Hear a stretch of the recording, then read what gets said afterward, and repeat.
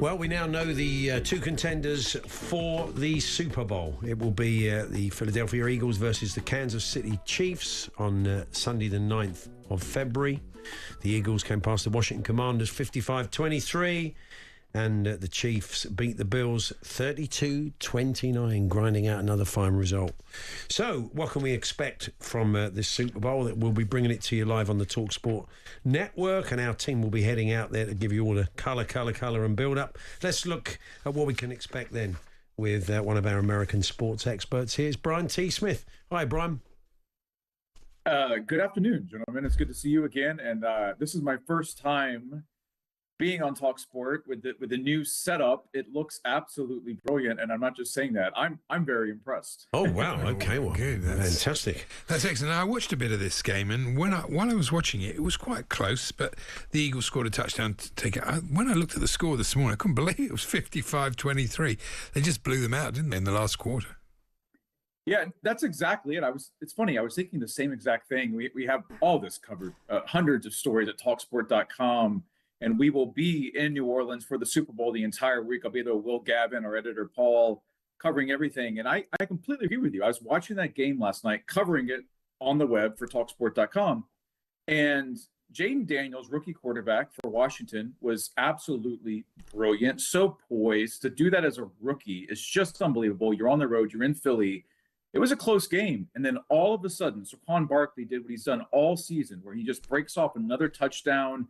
Jalen Hurts got the passing game go a little. They were able to take him out of a straitjacket, and bam, it goes from being a close game to they put up 55 points. That's the most points ever in a conference championship game.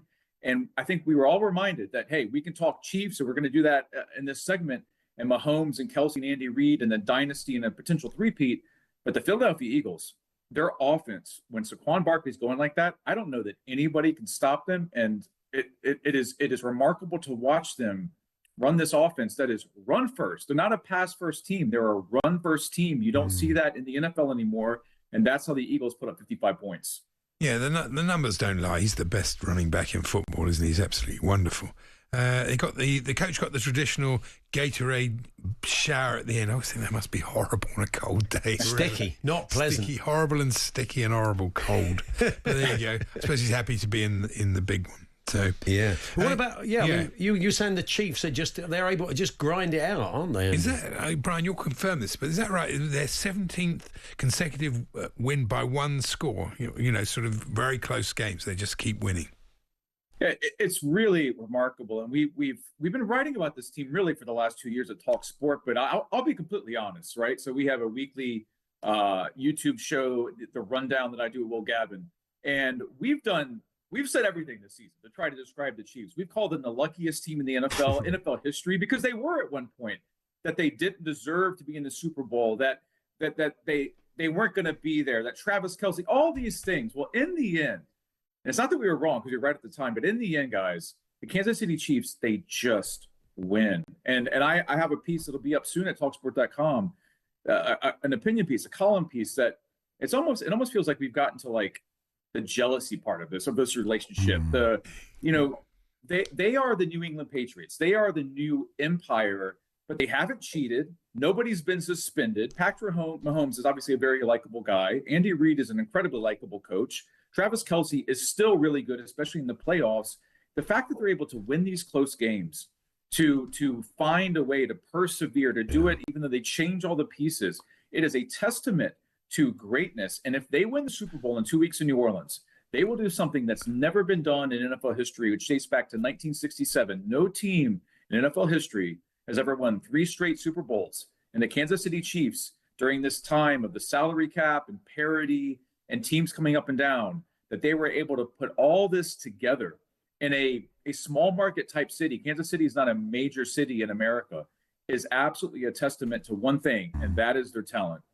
Are you expecting a good game? Is this a good matchup? I mean, is it a mouth-watering prospect, or will it be like one team looking to grind it out and beating the other? It should be a really, really good game. My wife was asking me, who do you want? And because it's always fun, right? Do we want the Commanders with Jaden Daniels and the rookie, the Buffalo Bills? The storyline that would have been the best by far would have been the Buffalo Bills being in there being in the Super Bowl. They had been to 4 straight Super Bowls in the 90s. They lost all 4. Nobody's ever done that before. But they're just not good enough. And Josh Allen said that hey, you know, to be the best, you have to beat the best. They haven't been able to beat the Kansas City Chiefs.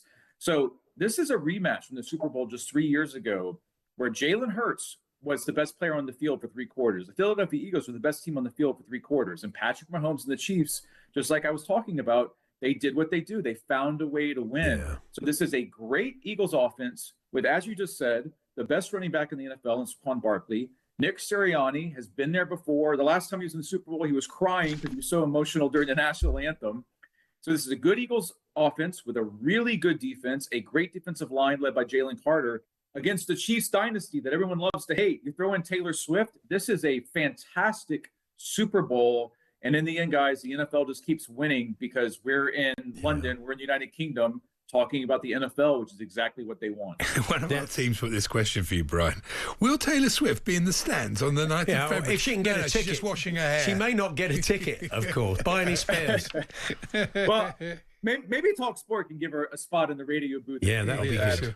We could have Taylor Swift doing exclusive commentary. But no, unless, this is a fact, unless Taylor Swift and Travis Kelce break up in the next 13 days, Taylor Swift should be in New Orleans at the Superdome, which means everyone will love to see Taylor Swift all over their TV about 100 times. What we had last year in Las Vegas, we're going to have again. And I've been saying this for a while, but if the Chiefs win and they become the first team ever to win 3 straight Super Bowls, Travis Kelce, dude, you have to do it.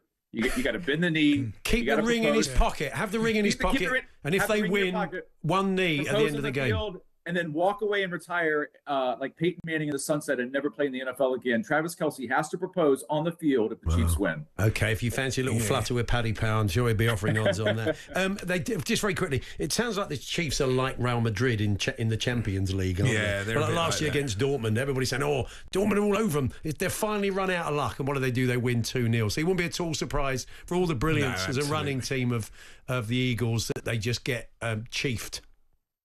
That is exactly it. I watched that Champions League match, and the analogy is 100% on.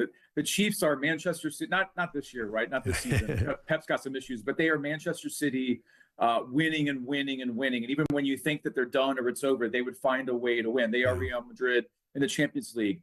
They are, I said this last week on our YouTube show, they are inevitable. And every time that it looks like it's the end, whether it's Mahomes or Kelce or Andy Reid or Harrison Butker, their kicker, they're able to find a way to win. And as we all know, whatever the sport, greatness, that is athletic greatness. And I can't hate on that. I might be tired of them, but I can't hate on them because they're so darn good. It's like Madrid. You end up, you just admire. You have to admire it, really, of course.